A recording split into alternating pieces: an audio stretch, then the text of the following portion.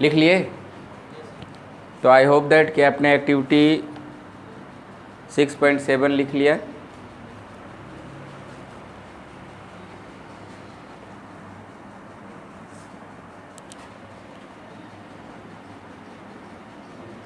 Activity 6.7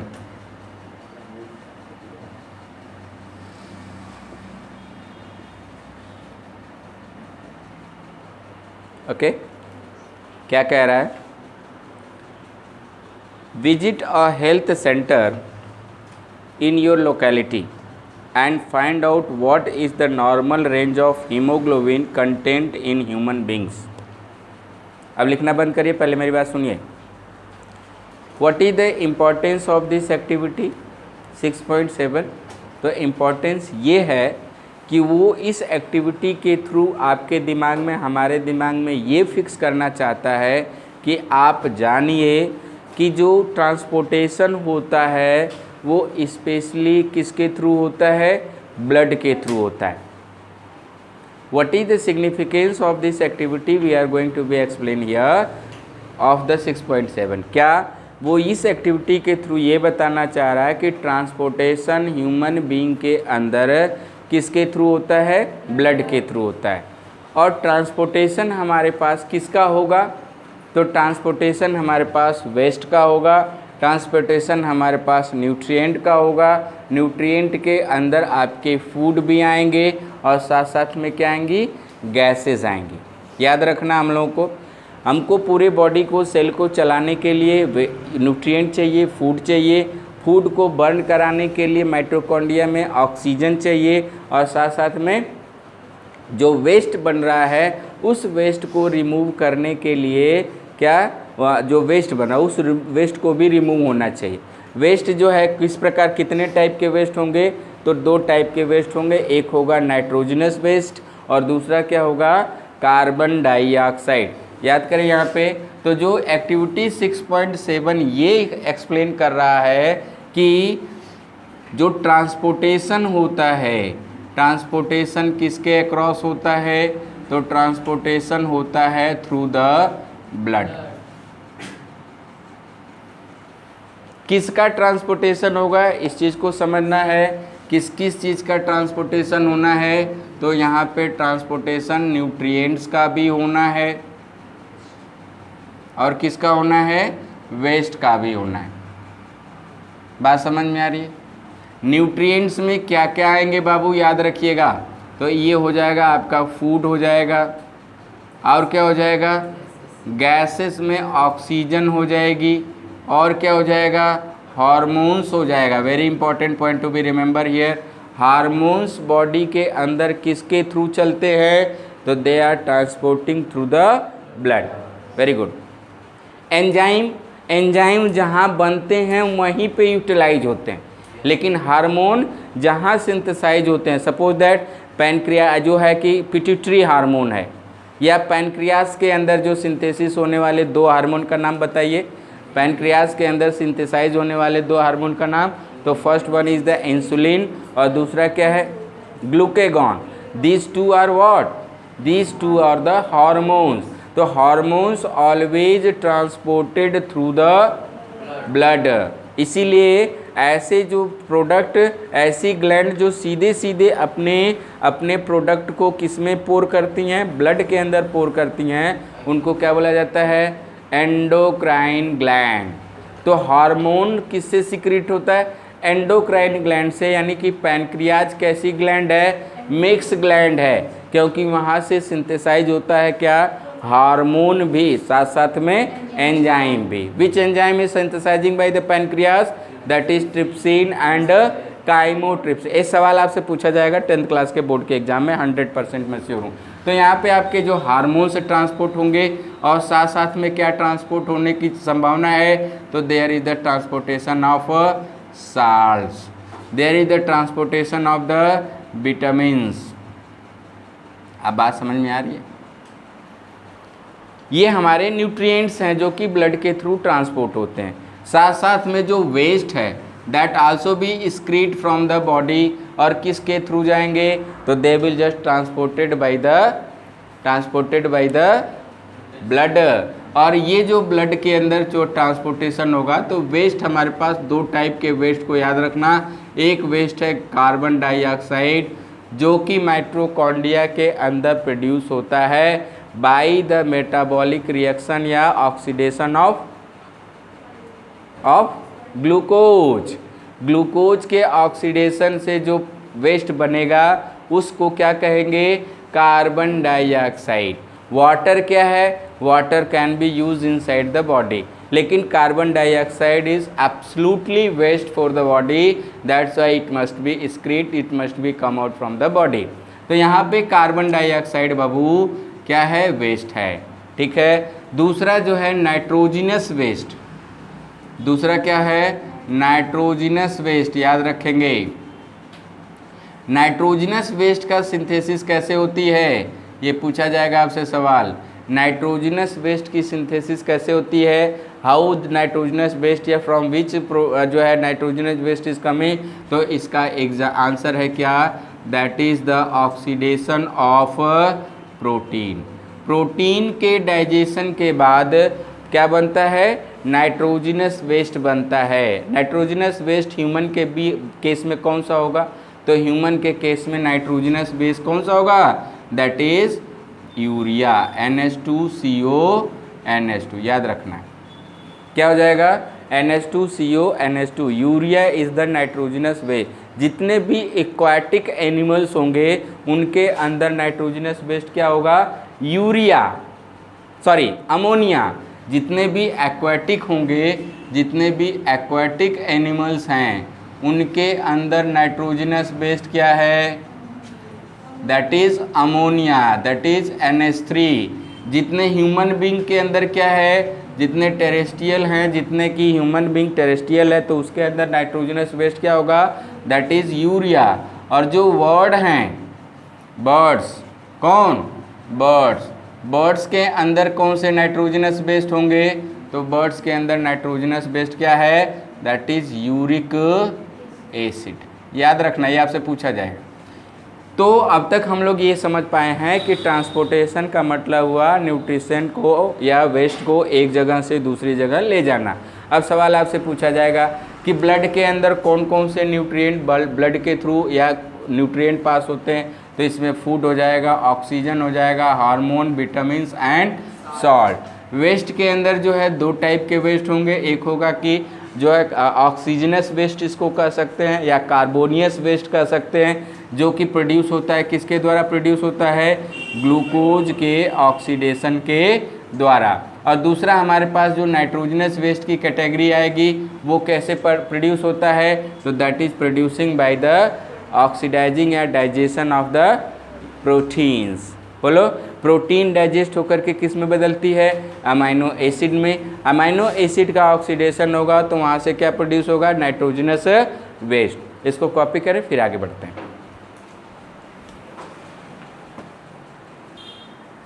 देखिए waste वाले जो है को एक बार फिर से समझिए कि हमारे जो है बॉडी में हम मेनली कितने टाइप के फूड कर लेते हैं।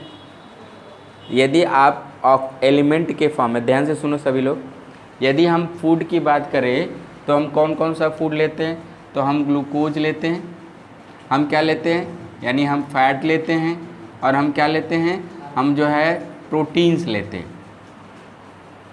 कार्बोहाइड्रेट ग्लूकोज के फॉर्म में, और फैट और प्रोटीन, यही तीन टाइप के हमारे पास जो है फूड या न्यूट्रिएंट होते हैं, ठीक है। अब यदि आप इसका ग्लूकोज का फार्मूला बताओ तो देखो क्या ग्लूकोज का फार्मूला है?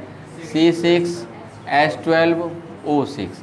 फैट की बात करोगे तो ये भी कार्बन, हाइड्रोजन और ऑक्सीजन से मिलकर के बना है। यहाँ पे देखो कार्बोहाइड्रेट किससे मिलकर के बना है? तो कार्बन, हाइड्रोजन और ऑक्सीजन से मिलकर बना है। यदि आप यहाँ पे प्रोटीन की बात करोगे तो किससे मिलकर बना है? कार्बन, हाइड्रोजन, ऑक्सीजन और नाइट्रोजन। कुछ प्रोटीन में होती हैं क्या? सल्फ़र। कुछ प्रोटीन में क्या होती हैं? सल्फ़र। तो sulphur containing amino acid, nitrogen. तो अब हमारे सामने दो ही टाइप के एलिमेंट हो गए। या आप जो फूड ले रहे हो, न्यूट्रिएंट ले रहे हो, तो उसमें चार एलिमेंट को याद रखो। पहला कौन सा है? कार्बन। दूसरा कौन सा है? हाइड्रोजन। तीसरा कौन सा है? ऑक्सीजन। चौथा कौन सा है? नाइट्रोजन। फिर से ध्यान से सुनो, कार्बन, हाइड्रोजन, ऑक्सीजन, नाइट्रोजन, इन्हीं कंपाउंड, इन्हीं एलिमेंट को मिला करके मोर देन 99.99% मॉलिक्यूल हम अपने बॉडी के अंदर सर्कुलेट कराते हैं। कार्बन, हाइड्रोजन, ऑक्सीजन जब कभी भी एक जगह होंगे तो बर्निंग के बाद अल्टीमेटली क्या प्रोड्यूस होगा? Carbon dioxide and water. यदि कोई कंपाउंड कार्बन, हाइड्रोजन और ऑक्सीजन से मिलकर के बना है तो बर्निंग के बाद क्या प्रोड्यूस होगा? Carbon dioxide and water. लिख लो, बल्कि लिखो, if any compound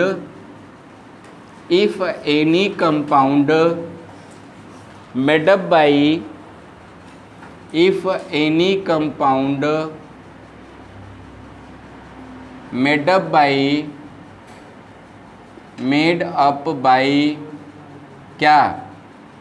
carbon, hydrogen and oxygen.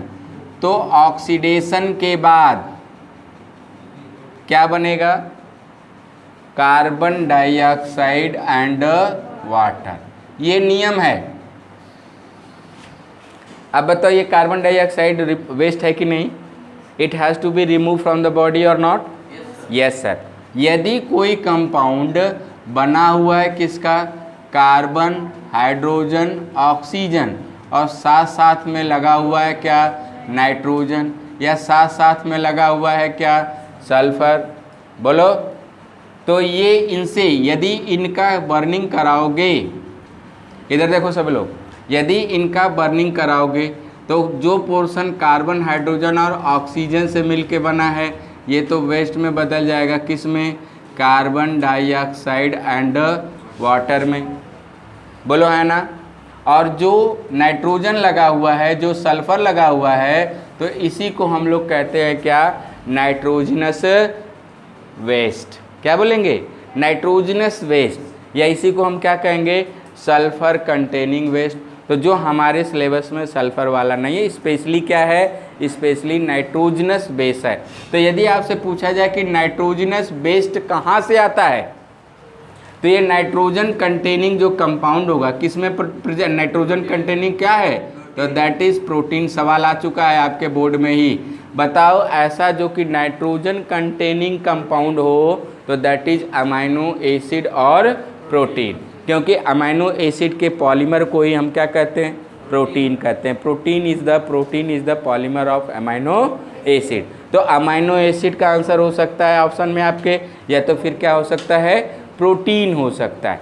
तो वेस्ट जो है दो टाइप के बनेंगे, एक है कार्बन कंटेनिंग वेस्ट और दूसरा है नाइट्रोजन कंटेनिंग वेस्ट। तो सवाल यदि आपसे आ जाए कि कार्बन कंटेनिंग जो वेस्ट है उसका नाम बताओ, CO2, वेरी गुड। इसके बाद कार्बन कंटेनिंग जो वेस्ट प्रोड्यूस होता है वो किसके ऑक्सीडेशन के बाद होता है? तो पहला क्या है? ग्लूकोज, और दूसरा क्या है? फैट। पहला क्या है? कार्बोहाइड्रेट, दूसरा क्या है? फैट। पहला क्या है? कार्बोहाइड्रेट, दूसरा क्या है? फैट। याद कर लो। और पूछेगा कि नाइट्रोजनस वेस्ट कौन सा है, तो याद रखना नाइट्रोजनस वेस्ट में कौन कौन से नाम आ जाएंगे? तो पहला क्या है? यूरिया। नाइट्रोजनस वेस्ट में कौन कौन से हो जाएंगे? यूरिया। दूसरा क्या है? अमोनिया। ऐसे मैं लिख दूं, अमोनिया पहले हो जाएगा, अमोनिया। इसके बाद यूरिया, इसके बाद यूरिक एसिड, बड़ी मार मारूंगा, यूरिक एसिड। अमोनिया किस में बनती है? एक्वाटिक एनिमल्स के अंदर, एक्वाटिक एनिमल्स के अंदर। यूरिया किस में बनेगी? टेरेस्ट्रियल के अंदर। और टेरेस्ट्रियल का एग्जाम्पल कौन है? ह्यूमन बीइंग, ठीक है। और यूरिक एसिड किस में? आर्बोरियल, जो एयर में रहते हैं। क्या? आर्बोरियल, आर्बोरियल जो एयर में रहेंगे। और एयर में रहने वाले कौन हैं? बर्ड्स। आप पूछोगे कि सर ऐसा क्यों हो रहा है? क्यों हो रहा है? इधर समझो, चुपचाप सुना। तो अमोनिया का फार्मूला क्या हुआ? NH3। यूरिया का फार्मूला क्या हुआ, NH2CO NH2, और यूरिक एसिड का फार्मूला क्या हुआ, तो ये आपसे नहीं पूछा जाएगा, नहीं पूछा जाएगा। बताओ क्यों? क्योंकि आपके सिलेबस में नहीं है, सीधे सीधे, ठीक है, नहीं पूछा जाए। क्यों? क्योंकि ये सिलेबस में हमारे नहीं है। खैर सुना हो, काले हम इतना जान गए नहीं कि नहीं ये प्रोडक्ट, यही आपके लिए बहुत बड़ी उपलब्धि है, ठीक है। लेकिन कुछ लोग ऐसे होते हैं जो इनके चक्कर में नहीं पड़ेंगे। किसके चक्कर में पड़ेंगे? यूरिक एसिड के चक्कर में पड़ेंगे। यूरिक एसिड का स्ट्रक्चर क्या होता है, तो ये आपसे पूछा ही नहीं जाएगा। लेकिन कुछ लोग होते हैं 99.99999 वाले जो हैं, वो यही ऐसे ही स्टूडेंट होते हैं जो नहीं आ रहा है। जैसे मम्मी ने मना कर दिया कि वो फ्रिज में रखल है, कुछ रखल है, छुइए मत, लेकिन मम्मी गए निरूपण ही करे, आप बस फ्रिज में देख रहे हैं कि क्या है उसमें, जो कि मम्मी ने मना कर दिया। और रहे का गाय का गोबर रहे। तो याद रखना, अमोनिया अब पूछा जाएगा, इसमें सबसे वेस्ट, सबसे ज़्यादा टॉक्सिक कौन है? अमोनिया। उसके बाद यूरिया, और सबसे कम यूरिक एसिड। याद रखना, ये सवाल आ सकता है। क्यों? क्योंकि मुझे आता है। Is it not? ऐसा नहीं है, ये सवाल पूछा गया है। क्या अमोनिया सबसे ज़्यादा टॉक्सिक है? हैं? सबसे ज़्यादा अमोनिया, इसीलिए इसको रिलीज करने के लिए प्लेंटी अमाउंट ऑफ वाटर चाहिए, ह्यूज अमाउंट ऑफ वाटर चाहिए। और ह्यूज अमाउंट ऑफ वाटर कहाँ पे अवेलेबल होगा? पानी। कहाँ पे? यानी जहाँ पे एक्वाटिक एनिमल्स रह रहे होंगे। बोलो है ना? इसीलिए एक्वाटिक एनिमल्स का वेस्ट, नाइट्रोजनस वेस्ट क्या है? अमोनिया। पूछा जाएगा, 100% सवाल आने की संभावना बनती है। दूसरा क्या है? यूरिया। कम टॉक्सिक है, लेकिन टॉक्सिक है। और जितने भी टॉक्सिक सब्सटेंस है, रट लो कि सबका एक्सक्रीशन किसके थ्रू होगा? पानी के थ्रू होगा। What is the use of water in our body? ये यूनिवर्सल सॉल्वेंट है। याद कर लो, क्या है? यूनिवर्सल सॉल्वेंट है। कोई भी सब्सटेंस इसके अंदर क्या होगा? डिजॉल्व हो जाएगा, और डिजॉल्व होने के साथ ये बॉडी के साथ बाहर हो जाएगा या बॉडी के अंदर आ जाएगा। याद कर लीजिए, तो सबसे ज़्यादा टॉक्सिक कौन है? यूरिया। फिर कौन है? पहला है अमोनिया, फिर कौन है? यूरिया। और सबसे लिस्ट जो टॉक्सिक है वो कौन है? Uric acid. जो हवा में उड़ते हैं, एयर में, उनके बॉडी का वेट क्या होना चाहिए? कम होना चाहिए। उनके बॉडी का वेट क्या होना चाहिए? कम। अब मान ला कि हेतक उन्हें सुता मत हो, कन्यो तू सुता तला आ जाओ, सुता सोना नहीं है। इधर देखो, तो उनकी जो बॉडी का जो है, जो वेट है वो कम होना चाहिए। अब बताओ कि इतना खुड़ी चिड़िया है, ओकर बॉडी, उसको उड़ना है, बॉडी वेट क्या होना चाहिए? उसका कम होना चाहिए। अब पता चलल कि जो है 2 बाल्टी पानी पी ले। पानी आप क्यों पीते हो? To be remove the excreta. इसीलिए डॉक्टर बोलता है कि you drink the plenty amount of water, ताकि जो टॉक्सिक सब्सटेंस है वो वाटर में घुल जाए, और घुलने के बाद क्या हो जाए? एलिमिनेट होता रहे। नहीं पानी पिएंगे प्लेंटी अमाउंट में, तो जो वेस्ट है, नाइट्रोजनस वेस्ट, वो बॉडी के अंदर जो है अकुमुलेट होता रहेगा, and that will leads to the harm to cells. Cell को नुकसान पहुंचा सकता है, हानि पहुंचा सकता है। तो चिड़िया को उड़ना है, बर्ड को उड़ना है, अब पहले ही से वो उसकी पानी पी करके वो एकदम सलगिस हो गई है, तो नहीं उड़ पाएगी। अब पानी पी क्यों रही है? क्योंकि वेस्ट को उसको रिमूव करना है। तो इसलिए टॉक्सिक सब्सटेंस जितना कम होगा, लेस टॉक्सिसिटी वाला होगा, उसके जो है पानी की ज़रूरत कम पड़ेगी और कम वाटर। इसलिए यूरिक एसिड क्या होता है? लिस्ट टॉक्सिक होता है, और बॉडी के अंदर जो इसका मॉडिफिकेशन हो गया कि बर्ड उसको जो है सिंथेसिस करके एक्रीटा के फॉर्म में रिमूव करते हैं। इसमें याद रखिएगा, तो ये हमारे पास जो है कंप्लीट पैकेज है किसका? ट्रांसपोर्टेशन का। अभी तक हम एक्टिविटी 6.7 में ये समझ पाए कि आखिर वो हमको एक्टिविटी 6.7 पढ़वा ही क्यों रहा है।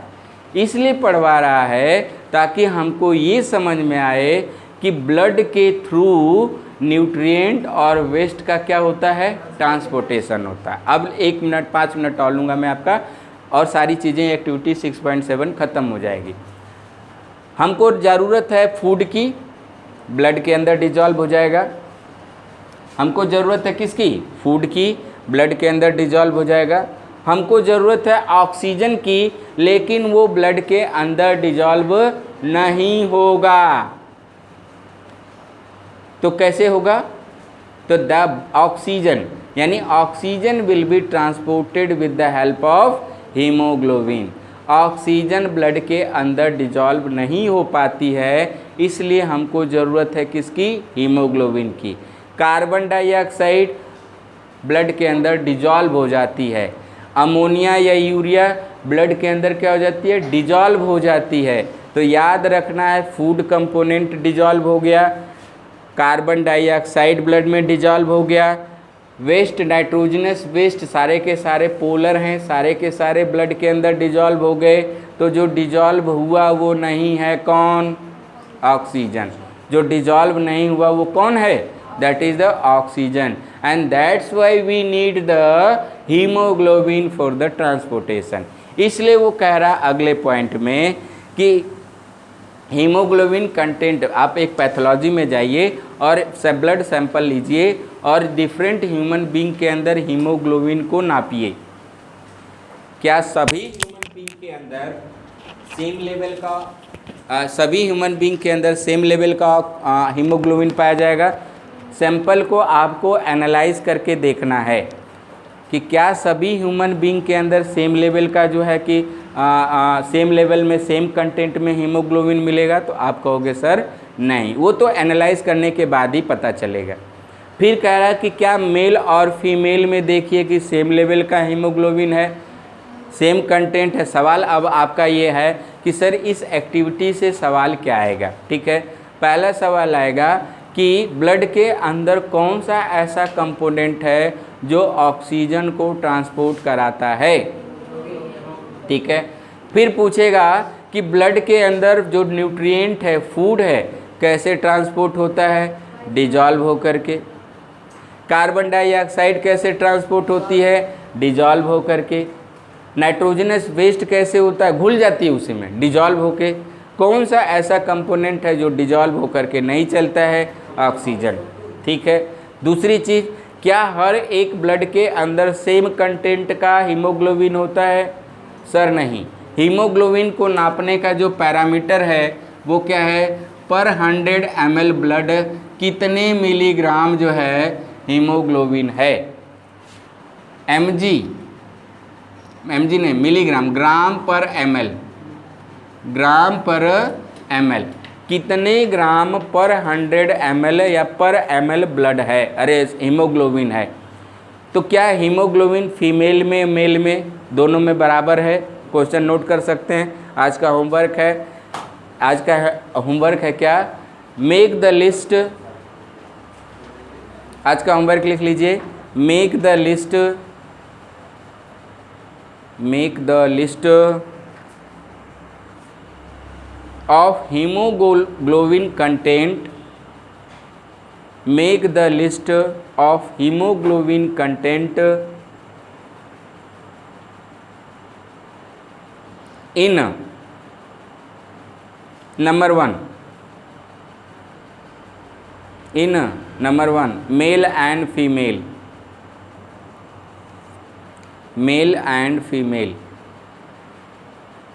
दूसरा चाइल्ड एंड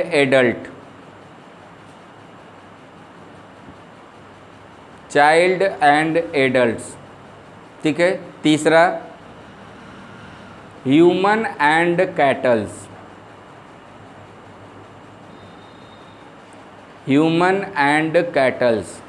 कैटल मतलब बफेलो, काऊ एट्सेट्रा। अब इनमें भी एडल्ट कैटल एंड उनके बछड़े काफ, इसमें जो है तो ये आप जो है डेटा एक लिस्ट बना लेंगे। ऑन एन एवरेज देखिए तो ह्यूमन बींग के मेल के केस में हीमोग्लोबिन क्या होता है? 13 से लेकर के 15 तक, जबकि फीमेल के केस में हीमोग्लोबिन क्या होती है? कम होती है, 11 to 13 होती है। ठीक है, याद रहेगा। इसके बाद यदि हम यंग की बात करें तो यंग के अंदर यानी जो चिल्ड्रेन है, किड्स हैं, उनकी BMR बेसिक मेटाबॉलिक रेट क्या होती है? BMR। इसका फुल फॉर्म क्या है?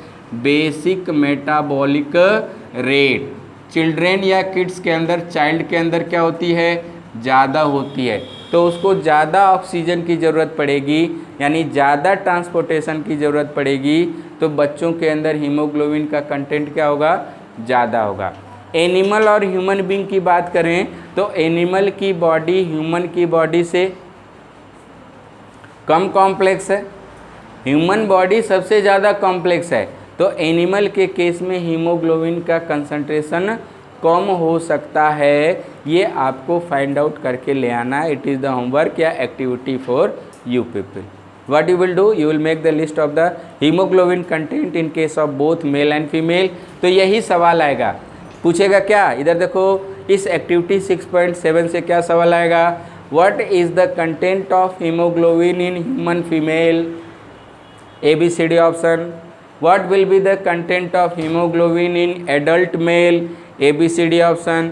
What is the content of hemoglobin in a children या kids, ABCD option like that. ये वही सवाल है जैसे टीथ का, डेंटिशन का हम लोग पढ़े थे। बोलो बात समझ में आती है। एडल्ट केस में डेंटिशन क्या है, अलग, और किड्स के केस में क्या है, अलग। तो सिमिलरली हीमोग्लोबिन कंटेंट किस पे डिपेंड करेगी, it will whole and sole depend upon the complexity of body, requirement of energy, transportation of oxygen through the blood। and इसी के साथ थैंक यू वेरी मच।